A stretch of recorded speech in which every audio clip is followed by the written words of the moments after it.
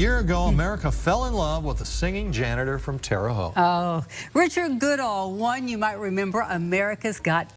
At 56 years old, a man who spent more than 2 decades mopping floors and cleaning windows in a small Indiana school building found himself standing beneath studio lights in Los Angeles. And the story the world thought it knew about him would eventually reveal something far more layered than a simple underdog tale. For years, audiences believed they understood Richard Goodall completely. The humble janitor, the surprise golden buzzer, the tearful standing ovations. But as his fame grew, so did quiet questions circulating among fans and commentators. Questions about timing, about authenticity, about whether the fairy tale was exactly what it appeared to be. This is not a story of scandal, because no credible evidence has ever suggested wrongdoing. It is instead a story about a man finally speaking plainly about the parts of his journey that television cameras never fully captured, and about what his openness reveals about fame, humility, and the price of sudden visibility later in life.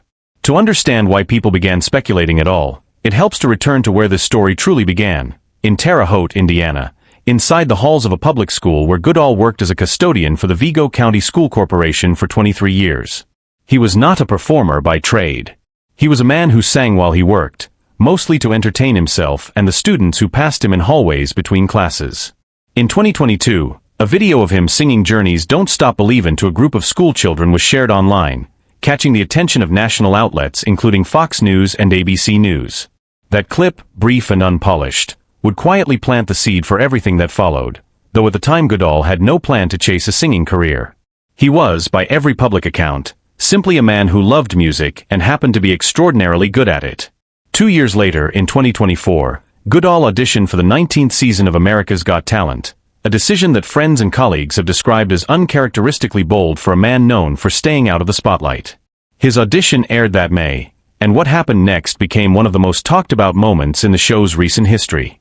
Judge Heidi Klum, visibly moved, pressed the golden buzzer, sending him directly into the live shows without the usual gauntlet of eliminations. Simon Cowell, rarely effusive with praise, called him his hero. Goodall, by his own admission on stage, had never flown on a plane before that trip to Los Angeles. The moment carried the unmistakable texture of a real unscripted human breakthrough, and for millions of viewers, it was exactly that. Yet reality television, by its very nature as an edited product, has always invited scrutiny, and Goodall's season was no exception. As his run continued, through a quarterfinal performance of Michael Bolton's How Am I Supposed to Live Without You, a semi-final rendition of Survivor's Eye of the Tiger, and finally a finals performance of Journey's Faithfully, some viewers online began voicing a familiar kind of skepticism. Comments questioning whether his win felt inevitable, whether producers had shaped the narrative around him a little too neatly, began appearing beneath clips and articles. It is worth pausing here to note clearly that no producer, network representative, or credible investigative source has ever substantiated claims of manipulation regarding Goodall's season. What existed instead was the ordinary friction that accompanies any beloved underdog story in the internet age, where triumph this complete inevitably breeds an undercurrent of doubt. Goodall went on to win the competition entirely, becoming, at 55, the oldest winner in the show's history and the first singer to claim the title since Cody Lee in season 14. He took home the show's $1 million prize, a life-altering sum for a man who had spent decades on a modest custodial salary.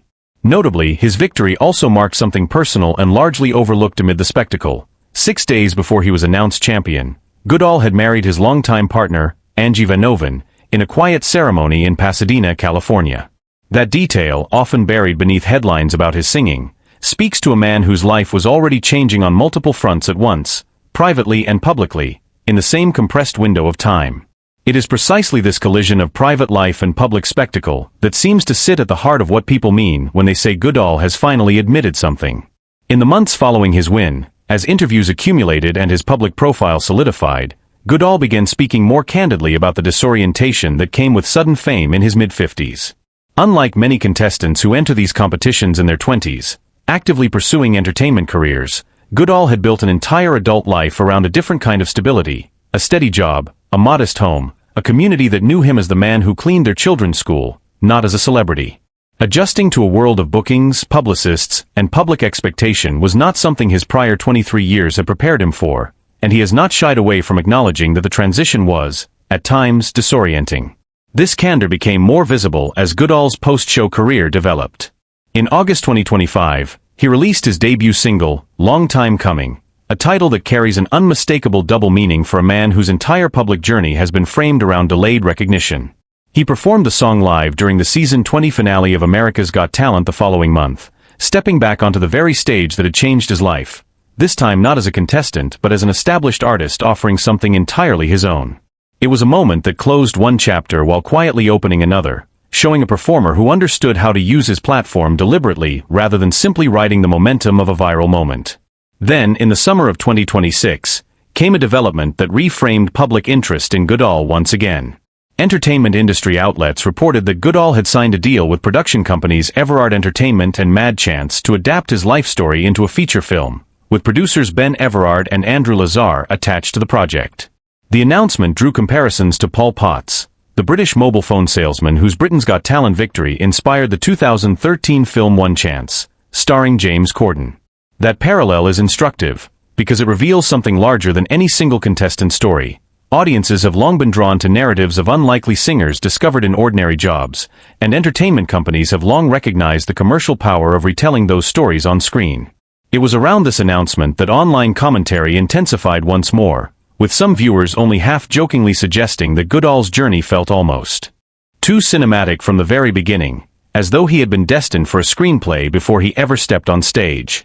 Producer Ben Everard, for his part, described Goodall's rise as embodying the epitome of the American dream, framing the film not as an exposure of hidden manipulation but as a celebration of persistence against long odds.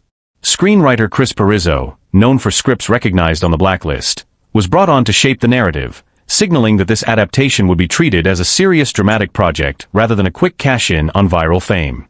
What then, is the thing Goodall has finally admitted, the detail so many observers claim to have suspected all along? Based on everything publicly documented, the closest honest answer is this: Goodall has openly acknowledged that his story, however organic in its origins, has become a carefully managed brand, complete with representation, bookings, a music career, and now a film deal. He has not denied that fame changed the shape of his life, nor has he pretended that a viral video and a reality show victory did not require him to become, almost overnight, a public figure navigating an industry built on image and narrative. In other words, what audiences may have long suspected was simply that the wholesome janitor story, while genuine at its emotional core, was never going to remain a small, private moment forever, and Goodall himself has come to accept and even embrace that reality with a surprising degree of self-awareness. This distinction matters because it separates cynicism from clarity. There is no confirmed evidence that his talent was manufactured, that his emotions on stage were performed, or that producers scripted his tears. What there is, instead, is a 56-year-old man reflecting honestly on how thoroughly his identity has been reshaped by 15 minutes that stretched into years, and how uncomfortable that transformation occasionally felt for someone who never sought celebrity in the first place. His willingness to speak about that discomfort, rather than performing effortless gratitude at every turn, is itself a kind of quiet honesty rarely offered by public figures navigating overnight fame. In many ways, Goodall's story fits within a much older tradition of unlikely discovery narratives, stretching back through decades of talent competitions and even earlier, to folk tales of hidden gifts revealed at just the right moment. Susan Boyle's breakout on Britain's Got Talent, referenced by fans commenting on Goodall's own journey, remains perhaps the most famous modern parallel, a reminder that audiences have always been captivated by ordinary people whose extraordinary voices append expectations built on appearance and circumstance. What separates Goodall's chapter in this tradition is his age, his decades of anonymity, and his very public admission that becoming known, even for something as wholesome as singing journey songs to school children, comes with costs that are rarely discussed in victory speeches.